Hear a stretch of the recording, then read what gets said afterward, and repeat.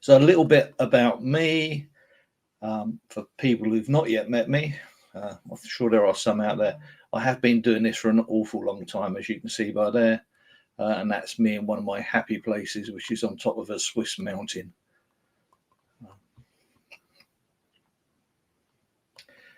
And just to touch on Bluestream, this isn't a marketing thing at all, but just for people who haven't heard of Bluestream in the past and just stumbled across this, we've been in this content management business for many years. We've got 3 products. We've got Xdocs, which is a well-known DITA CCMS.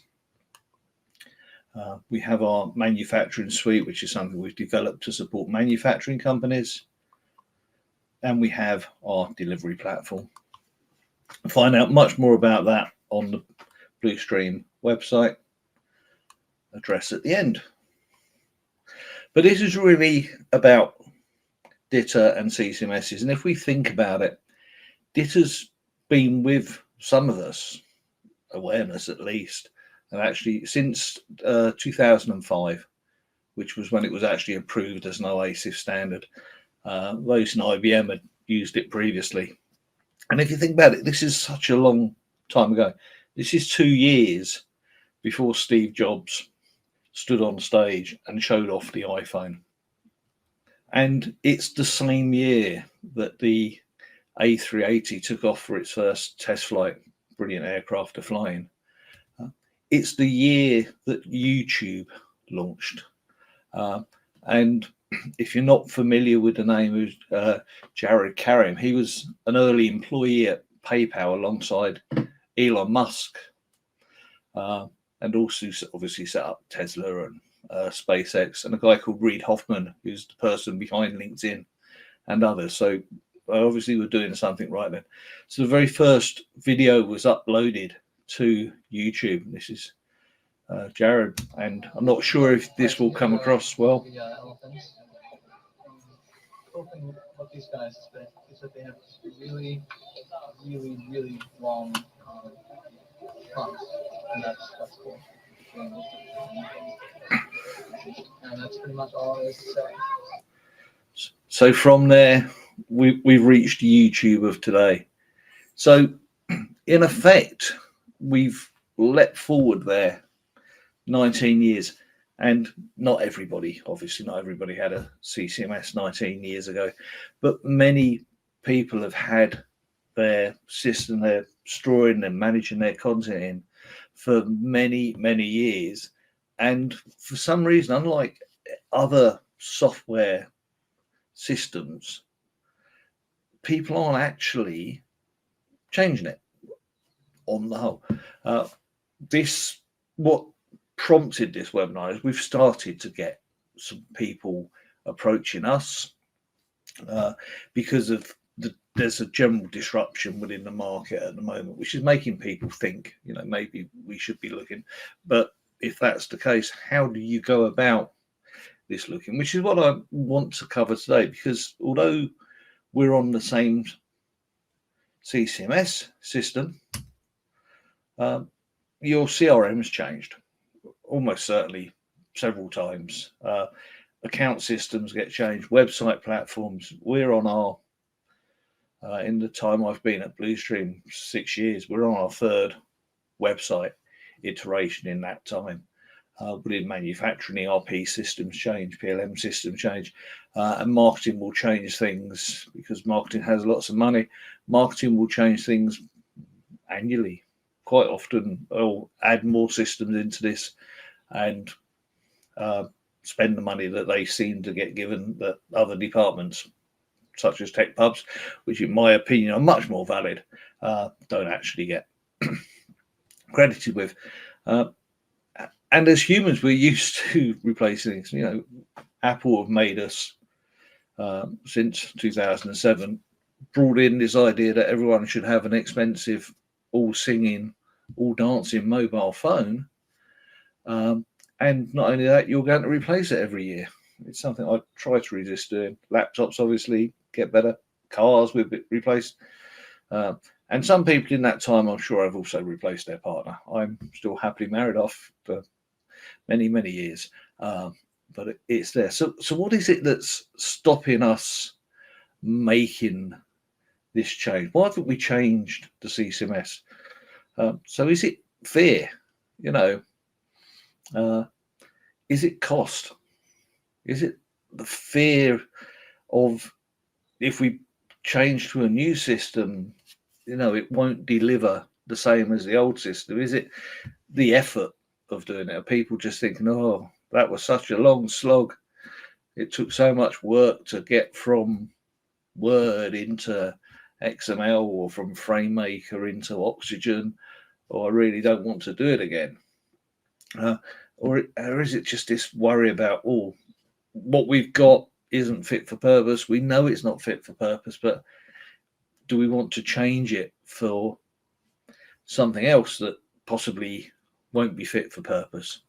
And some of these are genuine human fears. You can understand them, but there's ways to mitigate these things.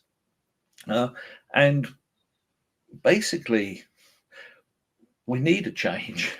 We need to start thinking about things differently. And you can tell from my accent, I'm based in the UK. I live just outside London. And for a while in my career, I found myself working with banks. London is one of the two largest financial centres in the world. We alternate between London and New York as being the biggest still. And so I spent a lot of time talking to banks and working with other financial institutes and things. And banks have an interesting approach to their software purchases and how they do it. Now, all banks use a thing called a core banking system. It sits at this real back office stuff. It's what drives everything that the bank does. Now, I was researching some things and came across a report which I'm going to share some details with you by Capgemini. And I think if we look at how banks approach software and their reasoning, you can draw some very strong links to how we rely on component content management systems and how perhaps we can learn some of what happens in financial institutions we should be thinking of applying outside there. Banks have lots of money, we know that. But the first core banking system started really back in the 70s, early 80s. And over the years, they've evolved immensely. They've got more complex. And you can see this if you follow this along. And this, we'll share this information on, there's a white paper that we've got on our website that has all this information. So you go into it in more depth and you can read it.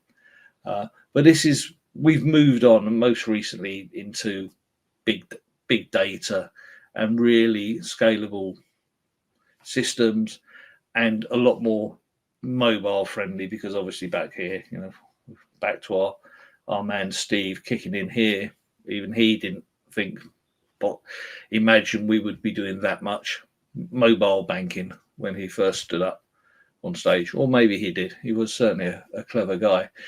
So this is from and you can look this up. This is Capgemini Core Banking System Survey, in which they've done a few of these, and they show the same. They pretty much show the same thing, whichever one you go to. And then you look at what are the drivers for change. So this is coming from banking, but as you're reading this, think, does this apply to us within this CCMS environment? You know, they have internal drivers. Maybe that older systems are being replaced. It may just be cost reduction. And then there's external drivers as well: regulatory compliance, competition, keeping up with the competition, responding to their customer needs.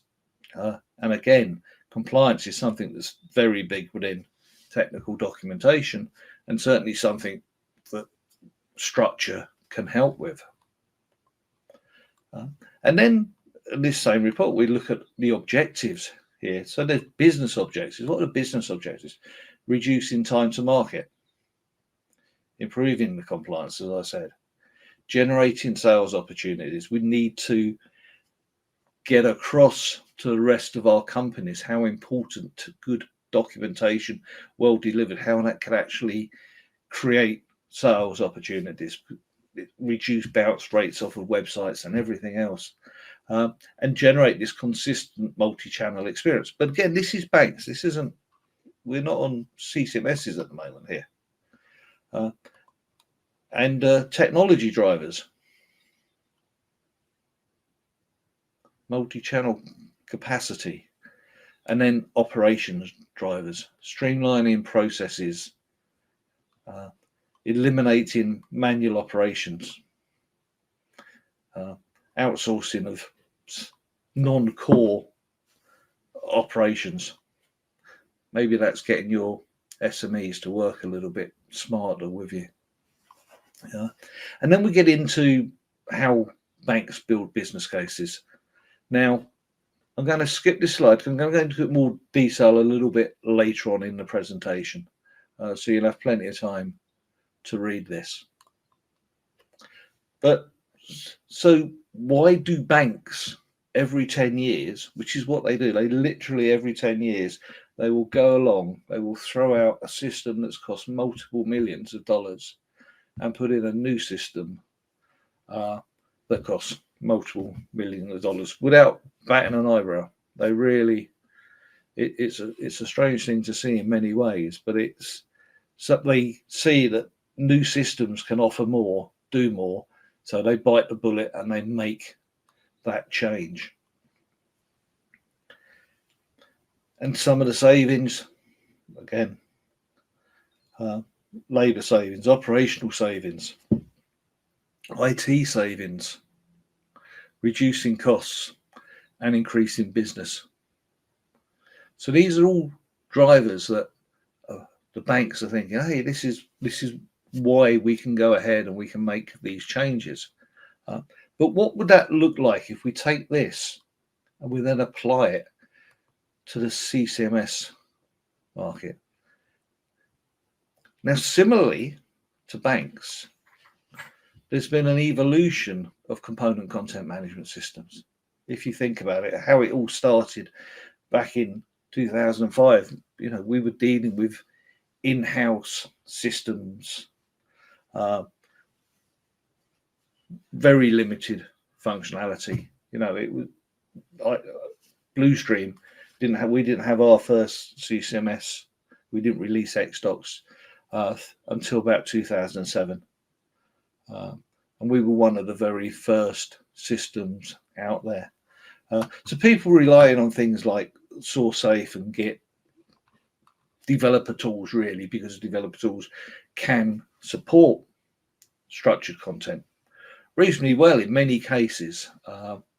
There's also, if you do go to our website and you look up white papers, I did a couple of webinars with Frank Miller of a company called Refine, where we actually looked at when a CCMS made sense and when Git made sense actually for what you're using.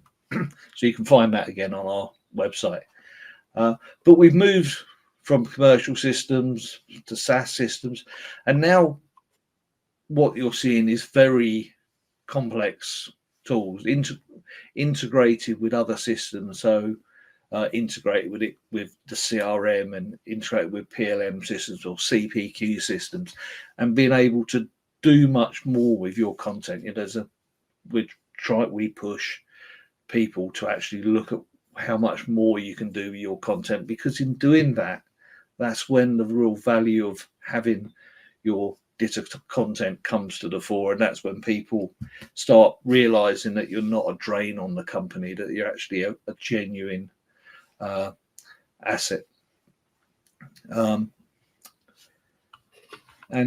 So I think there's an approach within the CCMSs. So everyone likes a a 7-step approach. So I'm going to break this down into a 7-ish step approach for when you are thinking of evaluating either a new CCMS or change, as in you'll come in from a non-CCMS environment, or perhaps you could even be moving from S1000D. This would still make sense if you're moving from another XML standard.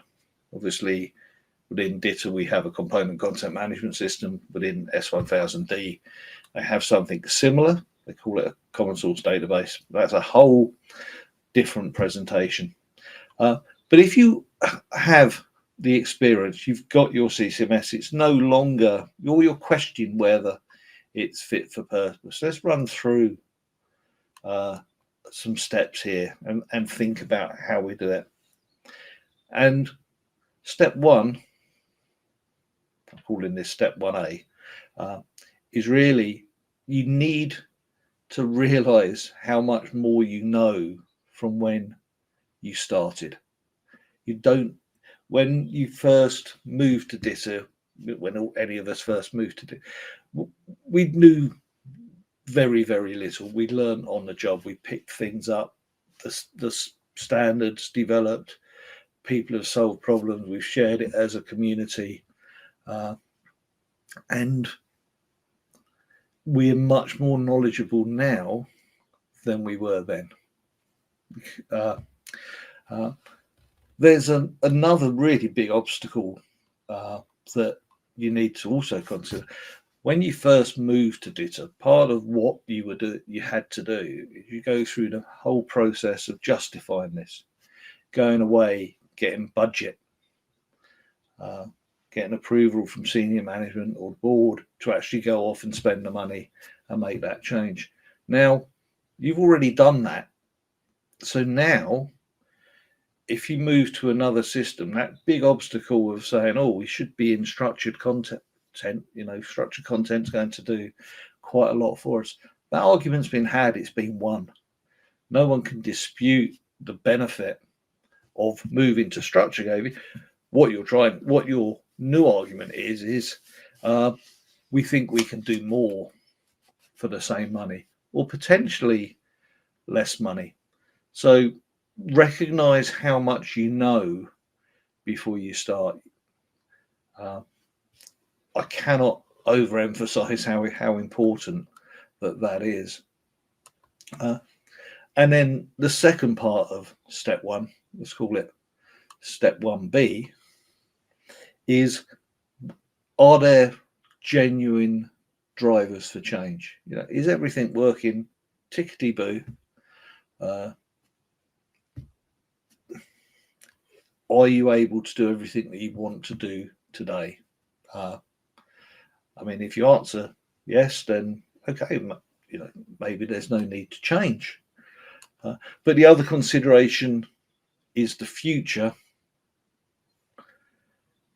Can the system you have meet your future needs? Because if you purchased a system 10 years ago, you have probably followed one track, and the developer have said CCMS may well have veered off slightly differently somewhere along the line. And you may find that it's not actually as aligned to you now as it was when you first started. It's more than likely because your own needs have become more complex as you realize what could be done with structured content. And then consider the support. Are you getting the level of support that you need, or have you been sort of forgotten about along the line? And lastly, cost. So is it cost effective? Could you get a better system for a lower annual outlay? We're all on SaaS systems these days. And then if you look at this from step 2, look at building your requirements. And we can take really what we had here. This is basically the banking stolen from the banking slides in effect. But these are important things. Can you reduce the time it takes to create content? It's massively important. You can't ship the goods until the content has been created. And we do quite a lot of work with manufacturing companies. And one of the things we're finding now and seeing much more is the push towards custom machines. And to be fair, we've also seen this within software towards custom software, where by using a configure price quote system, customers are choosing options on both software and on hardware. And then you need to generate that specific documentation to match that configuration. That may not be possible with your current system. Have you got issues with compliance? Can that be improved? Are you able to generate sales opportunities? And then we have the technology things. Again, cost. Cost is always going to be an issue. People are always going to talk about cost. Can you reduce ongoing costs? Can you cancel out legacy systems? And then there's the operational benefits. Can we streamline things? Can we improve collaboration with SMEs? We do quite a lot with SMEs. They have the knowledge. We need to be getting the knowledge out of our subject matter experts as easily as possible. We don't want to make things hard for it, because as soon as you make something hard for somebody, they push against it. And they stop being as cooperative as you want them to be. And then we're on to this. This is why I skipped through this previously. So this is building the business case. So you set your strategic goals within your business case. Let's follow this banking type guidelines. Look at the qualitative analysis, the business benefits, the customer benefits, strategic gains. Are they there? Look at the cost implications of this. There's all things you need to be thinking about before you go off and ask for anything. And then, does this build a positive business case? Now, it might not. Doesn't build a business. It makes no sense to change. If this is the case, it makes no sense to change. But maybe it does make a difference. But it's massively important that you have that stakeholder buy-in. If you haven't got the stakeholder buy-in, it's not going to work. You'll be throwing money away. But if you do get stakeholder backing, then that's the time to actually take this forward to the next step. So our step 4 is you develop your use cases. And this was really hard when you were first choosing a system, when you didn't actually know everything that was possible. But look at existing things that you do. What works well with the current system, because the last thing you want to do is replace your CCMS with a new CCMS and find that it doesn't do something that worked really, really well with the old system, because that's going to drive you slightly mad as you move forward. And then look at the desired things. What are the problems with the system that you currently have? What's not possible, but what's needed? And these should be quite easy for you to develop, because you know your use case, you know the systems, you know DITA at this point. And then look at shortlisting vendors, but share. And I say this is where I come from a vendor perspective. Be honest when you're talking to a prospective vendor. Tell them your reasons for change. Tell them your objectives, your use case, and especially tell them your budget.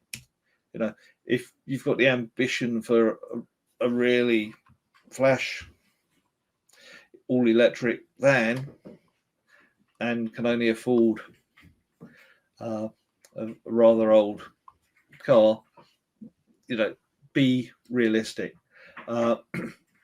Budget is really important. That we seem to have this strange thing where we're reluctant to talk about money, but if people were more straightforward and honest about how much they were prepared to spend, and in a way maybe vendors more honest about how much something would cost, we'd all save an awful lot of time.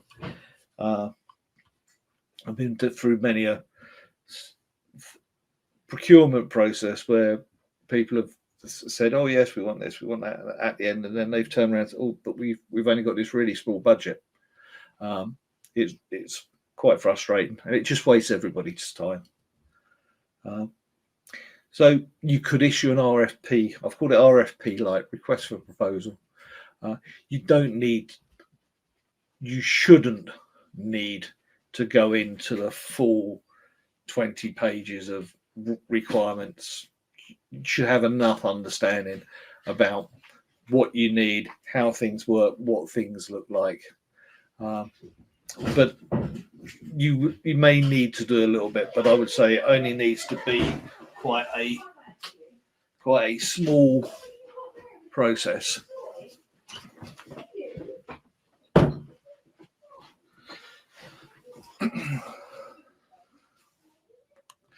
And then have demos. Don't ask.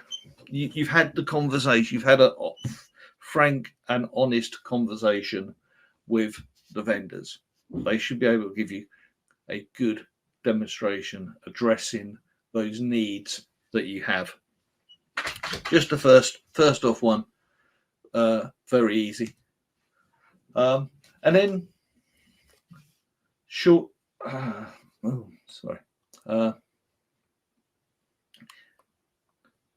Give feedback. Give honest feedback back to the vendors. What do you like? Maybe they can change things.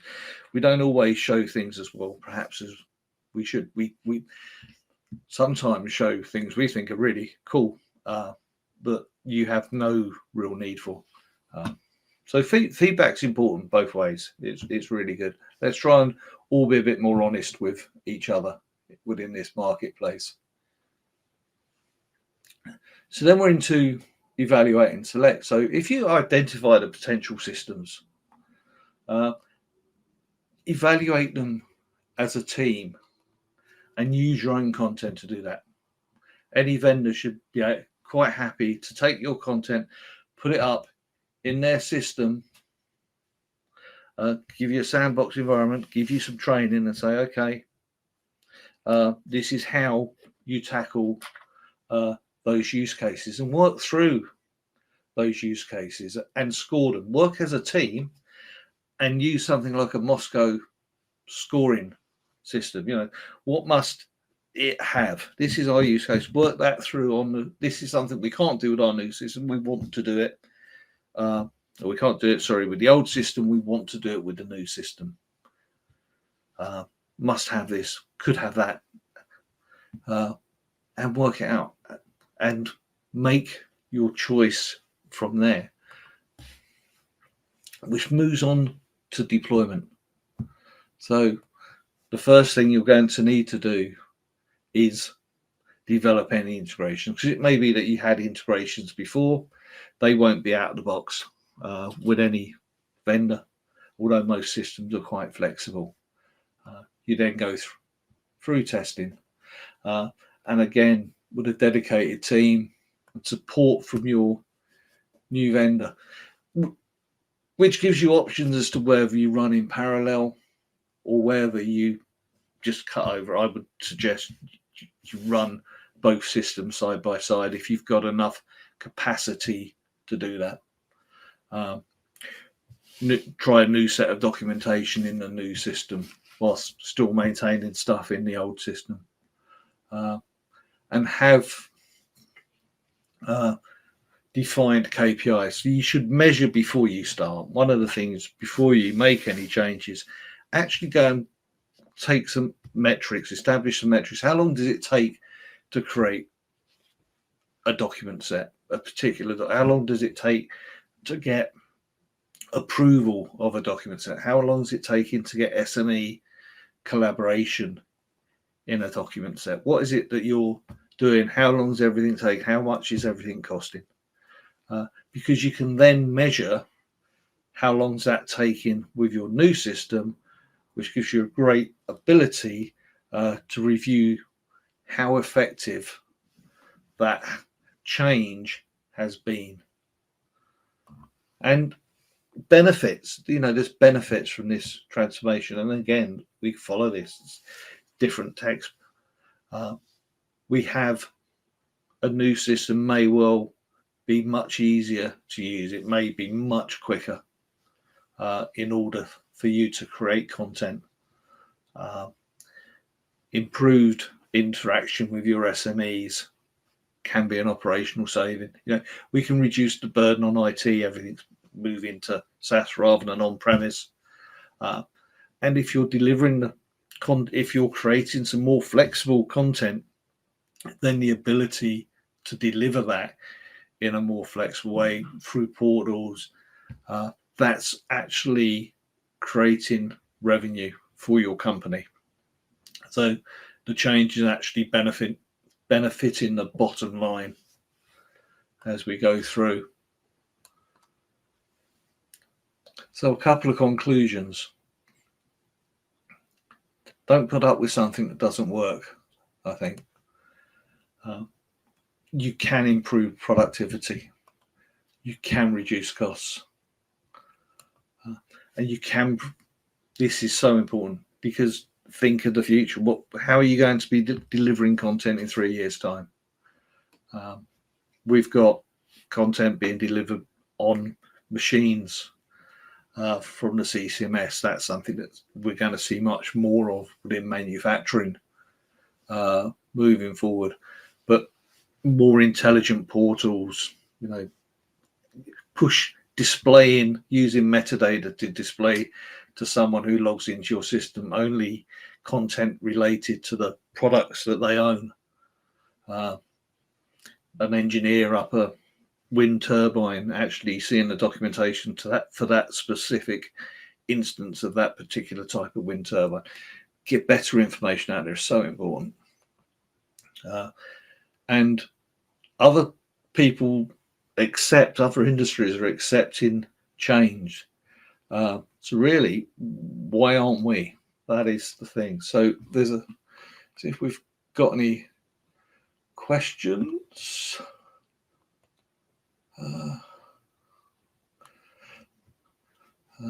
So I've got a question on how challenging is it to move away from one CCMS to another. Now, in many ways, that it's a difficult question to answer. It's not as easy as we vendors probably would like to say it is, or used to say in the past. When we started out with DITA, one of the arguments was, hey, this content is portable.